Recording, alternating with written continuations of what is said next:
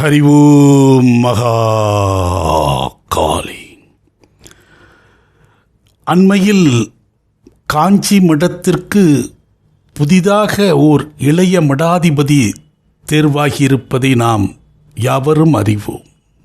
இன்று முதல் சத்ய சந்திரசேகரேந்திர சரஸ்வதி, சத்ய சந்திரசேகரேந்திர சரஸ்வதி, சத்ய சந்திரசேகரேந்திர சரஸ்வதி என்கிற பெயருடன் உங்களுக்கான குரு வந்திருக்கிறார். உங்களுக்கான குரு வந்திருக்கிறார் என்று அவரை சந்நியாச தீட்சை வழங்கி சபையில் அமர வைக்கிற போது தற்போதைய சங்கராச்சாரியார் தன்னையும் அறியாமல் மிக உயர்வாக வர்ணித்திருக்கிறார். அவர் எழுதி வாசிக்கவில்லை, தன்னெழுச்சியாக அந்த கணத்தில் அவர் ஜனங்களை நோக்கி சொல்கிறார், உங்களுக்கான குரு வந்திருக்கிறார் என்று சொல்கிறார். தனக்கான சீடனை மிக உயரமாக உயர்த்தி ஒரு உன்னத இடத்திற்கு அவர் வர இருக்கிறார் என்பதை அதனுடைய ஆரம்பத்திலேயே அறிவிப்பதை போல அந்த நிகழ்வு எமக்குள் சில சூட்சமங்களை உணர வைத்தது. இந்த இளைய பீடாதிபதியாக தேர்ந்தெடுக்கப்பட்டுள்ள கணேச சர்மா டிராவிட் அவர்களுக்கு சந்நியாச பெயர் என்ன? ஸ்ரீ சத்ய சந்திரசேகரேந்திர சரஸ்வதி எனும் பெயர் அவருக்கு வைக்கப்பட்டது. காஞ்சி மடத்திற்கு 71வது மடாதிபதியாக அவர் வந்திருக்கிறார், தேர்வாகியிருக்கிறார். அவருக்கு வைக்கப்பட்ட அந்த பெயர் அதுவே சில விசேஷங்கள் நிறைந்த ஒரு பெயர். காஞ்சி மடம் ஆதிசங்கரால் உருவாக்கப்பட்டது என்கிற ஒரு அபிப்பிராயங்கள் உண்டு. அந்த மடத்தினுடைய முதல் சங்கராச்சாரியார் ஆதிசங்கரரே என அவர்கள் அறிவிக்கிறார்கள். இப்போ நம்மளுடைய மூதாதையர்கள்னு நம்ம வீட்டில் தாய் தந்தை தாத்தா பாட்டி பாட்டன் பூட்டன்னு ஒரு 7 தலைமுறை பெயரை சொல்வது என்று முயற்சித்தால் எல்லாராலையும் சொல்ல முடியாது. ஒரு ஆச்சாரிய பீடம், ஒரு உன்னதமான ஒரு பரம்பரை, அந்த பரம்பரையினுடைய 71வது பீடாதிபதியாக மடாதிபதியாக இன்றைக்கு ஓர் சுவாமிகள் அமர்த்தப்படுகிற போது இதற்கு முன்பு யாரெல்லாம் இந்த பீடத்தை அலங்கரித்தார்கள் என்கிற பட்டியல் மிக தெளிவாக அந்த மடத்தினுடைய வரலாறில் இடம்பெற்றிருக்கிறது.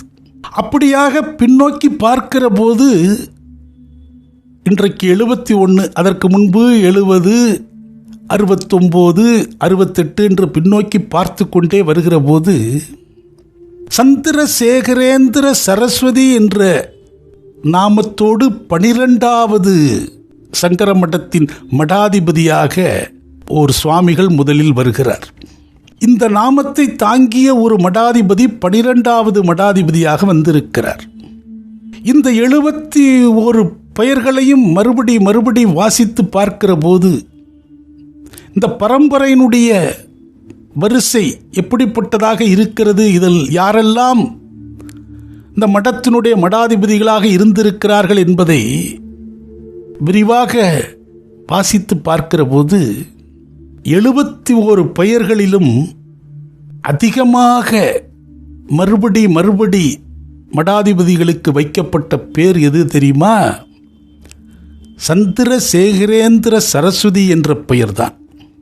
இதுவரை இந்த 71 மடாதிபதிகளில் மொத்தமாக 9 மடாதிபதிகளுக்கு இந்த பெயரே மறுபடி வைக்கப்பட்டிருக்கிறது. சங்கர மடத்தினுடைய மடாதிபதிகளாக வருபவர்களுக்கு இந்திர சரஸ்வதி எனும் பட்டம் தகுதி உடையதாக ஆகிறது. அதன் அடிப்படையில் அவர்களுடைய பெயர்களோடு சரஸ்வதி என்ற பட்ட பெயர் சேர்ந்து கொள்கிறது.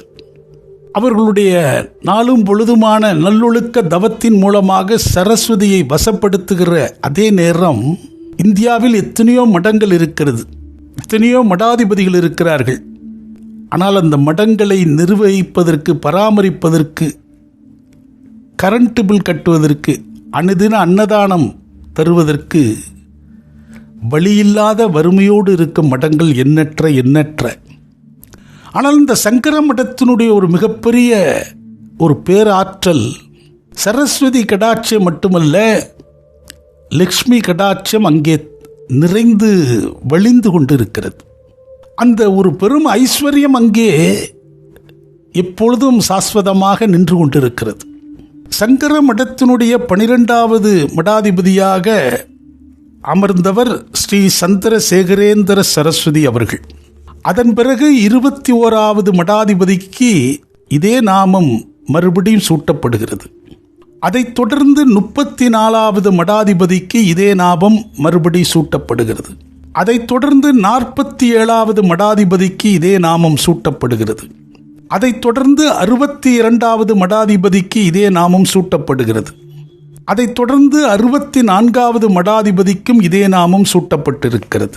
அதன் பிறகு 66வது மடாதிபதியாக அமர்ந்தவருக்கும் இதே சந்திரசேகரேந்திர சரஸ்வதி சுவாமிகள் எனும் நாமம் சூட்டப்பட்டிருக்கிறது. அதன் பிறகு 68வது மடாதிபதியாக அமர்ந்த ஸ்ரீ சந்திரசேகரேந்திர சரஸ்வதி சுவாமிகள் தான் அந்த மடத்தினுடைய ஆதி மூலமாக கருதப்படுகிற ஆதிசங்கரருக்கு பிறகு இந்த உலகம் போற்றும் உன்னத ஒளி வெளிச்சத்தோடு இன்றளவும் இந்த பூமி முழுமைக்கும் பறந்து வாழ்ந்து கொண்டிருக்கிற பிராமண சமூகத்தாரால் பெரிதும் போற்றப்படுகிற, அவர்களது இல்லங்கள் தோறும் படமாகவோ சிலையாகவோ இருந்து அனுதின ஆராதனைகளோடு வழிபடப்படக்கூடிய ஒருவராக விளங்குகிற மகா பெரியவா. அவருடைய காலம்தான் இந்த மடத்துக்கு ஒரு பெரும் ஆற்றலும் பெரும் வசீகரமும் தரக்கூடிய ஒரு காலமாக இருந்திருக்கிறது. அத்தகைய மகா பெரியவருடைய நாமம் மறுபடியும் இன்றைக்கு இளைய மடாதிபதியாக தேர்ந்தெடுக்கப்பட்டிருக்கிற இவருக்கு சூட்டப்பட்டிருக்கிறது. இந்த சந்திரசேகரேந்திர சரஸ்வதி சுவாமிகள் எனும் நாமம்தான் முன்பே சொன்னது போல இந்த 71 மடாதிபதிகள் வரிசையில் அதிக முறை திரும்ப திரும்ப அந்த நாமம் சூட்டப்பட்டிருக்கிறது.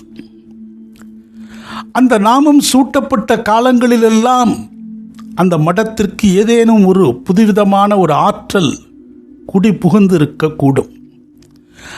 அப்படி அந்த பெயர் மறுபடியும் சூட்டப்படுவதற்கு ஏதோ சில சூட்சம காரணங்கள் அங்கிருக்கும் பெரியோர்கள் அறிந்திருக்கக்கூடும். இதர பெயர்களும் சில முறைகள் திரும்ப சூட்டப்பட்டிருந்தாலும் இந்த பெயருக்கு ஒரு பெரும் வசீகரம் இருக்கிறது. 68வது மடாதிபதியாக வந்த மகா பெரியவா அந்த நாமத்தை தாங்கியிருந்தார். அந்த பீடாதிபதிகள் வரிசையில் இந்த சந்திரசேகரேந்திர சரஸ்வதி சுவாமிகள் என மறுபடி வைக்கப்பட்ட பெயர்களில் மகா பெரியவாவுக்கு வைக்கப்பட்டது 8வது முறை. ஆக முதலில் இங்கே 8 என்று ஒன்று தொடங்குகிறது.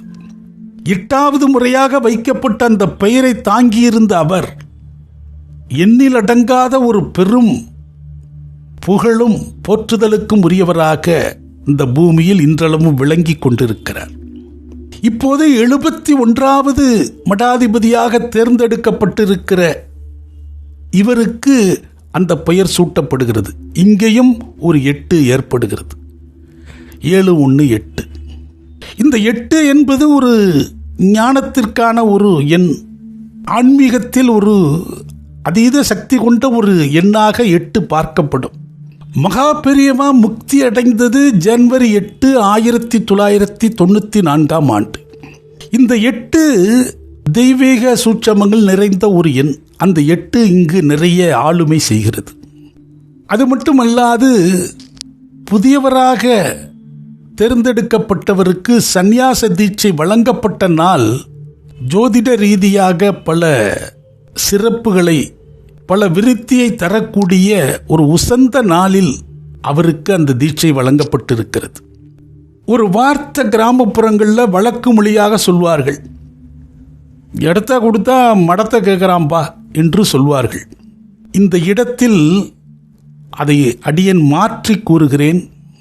71வது மடாதிபதியாக தேர்ந்தெடுக்கப்பட்டவருக்கு மடத்தை கொடுத்திருக்கிறார்கள். வரக்கூடிய காலத்தில் அவர் உயரிய உன்னத இடத்தை பிடிப்பார் என்பதை சில பல சூட்சமங்கள் தீர்க்கமாக விளக்குகிறது. இருள் சூழ்ந்த மேகங்கள் விலகி மறுபடி வெளிச்சம் பரவுவதைப் போல இந்த இளைய மடாதிபதியினுடைய பொறுப்புக்கு பிறகு ஒரு புதுவிதமான வசீகரமும் ஜனத்திரளும் ஈர்ப்பும் இயற்கையாக ஏற்படுவதை எட்டிருந்து கவனிக்கக்கூடிய எம்மை போன்றவர்களாலும் உறுதிப்படுத்த முடிகிறது. இப்படியான ஒரு மாயாஜாலம் இந்த தேர்ந்தெடுக்கப்பட்ட இந்த மடாதிபதியின் மூலம் ஏற்பட தொடங்கியிருப்பதும், அவர் மிக சரியாக தன்னுடைய தவ வாழ்வை மகா பெரியவரனுடைய அடியை ஒற்றி அவர் எவ்வாறு தன்னுடைய வாழ்வை அனுதின தவத்தை மேற்கொண்டார் என்பதை பாலபாடமாக நாளும் பயின்று அவர் வழியிலேயே அவர் அந்த பயணத்தை தொடங்குவாராயானால் அவருக்கான மற்றொரு உச்சஸ்தானத்தில் ஒரு உன்னத இடம் நிச்சயம் காத்திருக்கிறது என்பதை யாவரும் உறுதிப்படுத்துவர். இன்றைக்கு தேர்ந்தெடுக்கப்பட்டிருக்கிற இந்த இளைய மடாதிபதியினுடைய ஜாதகம் என்ன சொல்கிறது? ஆச்சாரியாருடைய ஜென்மதினம் சனிக்கிழமை ஏகாதசி, சதயம் 4ஆம் பாதம் கும்பராசி, மகா பெரியவர் அனுஷம், ஜெயேந்திரர் அவிட்டம், விஜயேந்திரர் உத்திராடம், புதிய மடாதிபதி சதயம். சதயம் ராகுவனுடைய நட்சத்திரம். ராகு ஞானகாரகன். நாம் செய்யும் அனைத்து நல்லவை கெட்டவையும் அனைத்துமே தொடர்ந்து கவனித்து வருபவர். ராகுவிடம் பெற்ற அனைத்து தகவல்களையும் பெற்று கர்மகாரகன் சனி செயல்படுவார். ராகுவனுடைய சாரம் பெற்ற அந்த சதய நட்சத்திரம் கும்ப ராசியில் இடம்பெறுகிறார். கும்பம் சனியினுடைய பலமான ஆட்சி மற்றும் மூல திரிகோண வீடு. ஒரு குடத்திற்குள் உள்ளிருப்பதை நாம் எவ்வாறு கண்டறிய முடியாதோ அதுபோல் இந்த ராசியில் இடம்பெற்றுள்ள நட்சத்திரக்காரர்களுடைய மனதில் என்ன இருக்கிறது என்பதை எளிதில் கண்டறிய முடியாது. வாக்கிய பஞ்சாங்கம்படி ராகு மற்றும் சனி கும்பத்தில் இருக்க இளைய மடாதிபதியாக பதவியேற்றுக் கொண்டிருக்கிறார். இவர் காலத்தில் மறுபடியும் காஞ்சி மடம் புதிய புறப்பாடை செய்யும். ஹரி ஓம் மகா கால்.